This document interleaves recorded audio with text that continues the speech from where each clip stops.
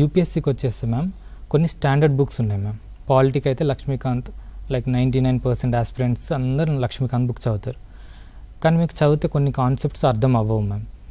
Let's supreme court మీదనో, president మీదనో, fundamental రైట్స్లోనో, లేకపోతే ప్రియాంబుల్లోనో, లేకపోతే కొన్ని ల్యాండ్ మార్క్ కేసెస్, అవి మీకు సరిగా అర్థం అవ్వవు చదివినప్పుడు. ఫస్ట్ టైం చదివినప్పుడు, సెకండ్ టైం చదివినప్పుడు కూడా అర్థం అవ్వవు. అలాంటి కాన్సెప్ట్ని మనం జస్ట్ యూట్యూబ్ అట్లా ఓపెన్ చేసి లైక్ బేసిక్ స్ట్రక్చర్ డాక్ట్రిన్ అని మన టీసాట్ నెట్వర్క్ లేకపోతే ఏదన్నా అదర్ సోర్సెస్లో మనకు వస్తాయి కదా మ్యామ్. అట్లా మనం చూసుకుంటే ఆ వీడియోలో ఎక్స్పర్ట్స్ చెప్తుంటారు కదా మ్యామ్. సో పాలిటిక్ రిలేటెడ్ ఎవరో ఎక్స్పర్ట్ చెప్తుంటారు. సో ఆ కాన్సెప్ట్ని నేర్చుకోవడం అట్లా చేస్తే మనం అంటే మొత్తం అట్లా వీడియో లెక్చర్ అట్లా చూడాల్సిన అవసరం లేకుండా ఎక్కడైతే మనకు అర్థం అవ్వట్లేదో, ఈ ఫలానా కాన్సెప్ట్ నాకు అర్థం అవ్వట్లేదు, పాలిటీలో నాకు ఫండమెంటల్ రైట్స్ సరిగా అర్థం అవ్వలేదు, సో ఫండమెంటల్ రైట్స్ రిలేటెడ్ ఏమైనా వీడియో చూడడం.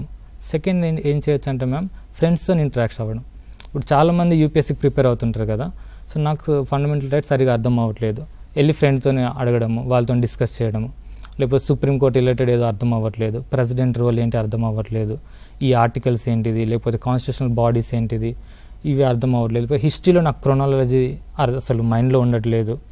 సో ఈ కైండ్ ఆఫ్ డౌట్స్ ఉన్నప్పుడు డిస్కషన్స్ అండ్ యూట్యూబ్లో ఎక్స్పర్ట్స్ చెప్పేది వినడము, అవి రెండు హెల్ప్ అవుతాయి మ్యామ్. డిస్కస్ చేస్తే మనకి ఏం అడ్వాంటేజ్ ఉంటుందంటే, మనకి ఏదైతే డౌట్ ఉందో అవతల పర్సన్ మనకు అది క్లారిటీగా చెప్పేసరికి ఓకే ఇంతేనా, ఓకే మనం ఇట్లా ఆలోచించాలా, నేను ఎందుకు ఇట్లా ఆలోచించలేకపోయినా అనేది అట్లా లెర్నింగ్ అనేది ఉంటుంది మ్యామ్.